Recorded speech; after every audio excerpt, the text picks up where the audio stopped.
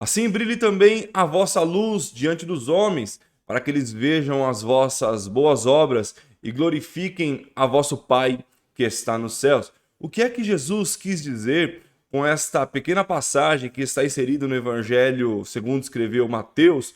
Como nós podemos relacionar a vida cristã com boas obras e qual a influência da igreja no cenário atual, no mundo em que vivemos? É isso que nós vamos ver hoje.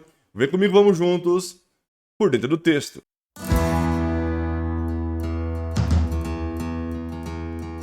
Olá, eu sou o pastor Douglas Gonçalves e você está no canal Por Dentro do Texto. Se você está chegando por aqui agora e ainda não é inscrito no canal, ou se você já acompanha os nossos vídeos, mas ainda não se inscreveu, não se esqueça de clicar aqui embaixo no botão inscrever-se, ativar o sininho para ficar por dentro de todo o conteúdo que nós temos produzido aqui no nosso canal. Também, se você deseja adquirir literatura cristã de qualidade, dá uma olhadinha lá no nosso site, que o link também está aqui na descrição, que é www.livrariaculturabiblica.com.br. Ali você encontra o melhor preço e o melhor frete para a sua região. Se você também deseja aprender a interpretar a Bíblia Sagrada, desde Gênesis a Apocalipse, como você interpreta um texto narrativo, um texto poético, um texto de sabedoria, como você interpreta uma epístola, tem o meu curso aqui também, que está na descrição do vídeo, que é Interpretação Bíblica na Prática. São 13 aulas para eu te ajudar aí a interpretar a Bíblia Sagrada e te ajudar também a utilizar algumas ferramentas como comentários bíblicos,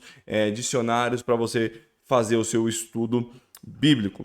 Pois bem, meus irmãos, no dia de hoje eu quero falar um pouquinho com vocês sobre obras, né? E isso é um tema sempre muito delicado, mas nós estamos vivendo um momento de caos no mundo desde o início da pandemia.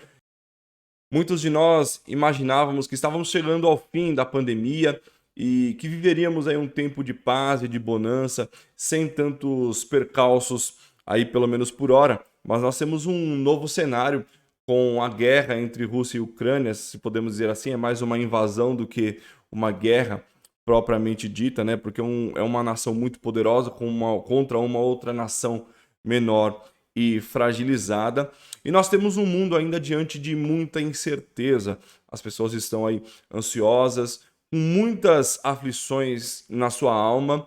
Nós temos um cenário econômico praticamente destruído, nós temos as pessoas destruídas emocionalmente e às vezes nós, como igreja, não trazemos o remédio correto para a alma dessas pessoas, até pelo evangelho que muitas vezes essas pessoas têm acesso. É um evangelho que mais mexe no ego do que trata no problema da alma das pessoas, que é o pecado e o retorno dessas pessoas a Deus. Mas, para além disso, nós precisamos olhar um pouquinho para nós como igreja e entender como nós devemos nos portar diante de todas essas situações. E isso para nós pode ser muitas vezes muito difícil, porque nós também estamos nesse cenário de medo e de caos. Às vezes você pode olhar para a tua vida e imaginar, poxa, mas eu também estou passando por um momento de muita dificuldade e de muita aflição. E quando nós observamos isso, quando nós vivenciamos esse tipo de coisa, nós tendemos a olhar demais para os nossos problemas e muitas vezes não conseguimos olhar para o lado, olhar para o nosso irmão que está também aflito, ou até mesmo para o mundo. Nós estamos observando aqui este relato de Mateus desta passagem. Eu tenho um outro vídeo aqui no canal onde eu falo também da parábola da candeia pela ótica de Lucas, né? E o link também está aqui na descrição ou no card aqui em cima e você pode acompanhar. Nós temos Jesus dialogando ali com os discípulos, dialogando ali com os judeus, e Mateus está relatando dessa maneira, onde nós podemos observar Jesus dizendo que as obras, elas são importantes. Nós bem sabemos que, conforme diz lá a palavra do Senhor em Efésios, que obras não tem nada a ver com salvação do ponto de vista qualificativo. As obras não vão te qualificar para a salvação, porque Paulo vai dizer assim que pela graça sois salvos, mediante a fé. E isso não vem de vós, mas é dom de Deus, e não por obras, para que ninguém se glorie. Então, embora você seja a pessoa que possa fazer a maior quantidade de boas obras no mundo, isso não te qualifica para a salvação. Mas se você é alguém que foi salvo, alcançado pelo Evangelho, existe uma luz em você que não é uma luz própria, mas é uma nova vida, uma vida restaurada, um novo modo de agir e um novo modo de viver, que vai fazer com que automaticamente você vivencie, você pratique boas obras. E é disso que está falando, porque as boas obras não têm o foco de nos levar para o céu, mas tem o foco de mostrar como homens e mulheres que são cidadãos do céu, né, se podemos assim dizer, homens e mulheres que foram alcançados pela graça, que foram salvos por Jesus, que são filhos de Deus, se comportam em um mundo que está caótico, em um mundo que está com medo, em um mundo que vive um momento de caos e de desespero.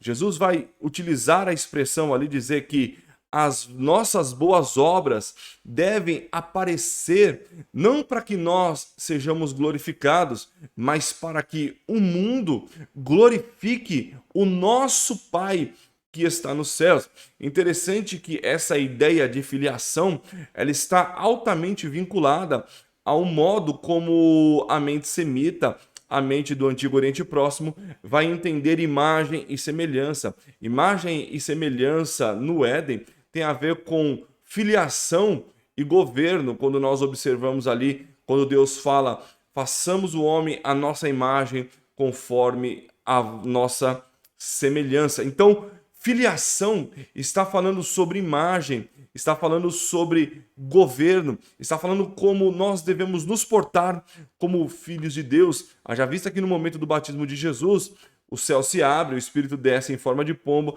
e uma voz desce do céu dizendo: este é o meu filho amado, em quem tenho muito prazer. Então, os filhos de Deus, aqueles que têm a imagem de Deus restaurada na sua vida, devem agir com boas obras, né? Também para auxiliar as pessoas deste mundo que vivem em desespero e que vivem um cenário de caos, para que nós possamos também levar essas pessoas de volta a Cristo. E Jesus, ele está falando isso exatamente para aqueles que foram alcançados pela graça, que são chamados filhos de Deus, porque o Evangelho, segundo escreveu João, no capítulo 1, versículo 9, 10 e 11, a Bíblia vai nos dizer que ele veio para o que era seus, mas os seus não receberam. Mas todos quanto o receberam, deu-lhes o poder de serem feitos filhos de Deus.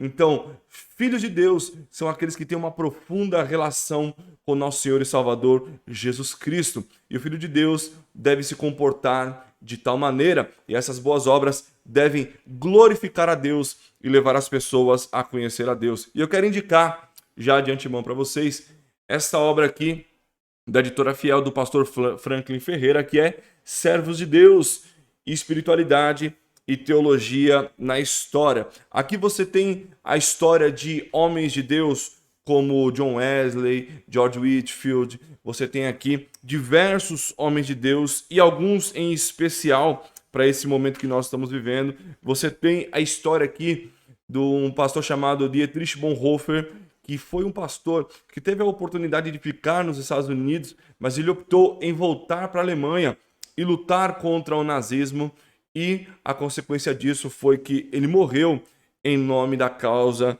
de Cristo. Você tem também aqui a história de William Wilberforce, especialmente para nós entendermos como seria um político cristão.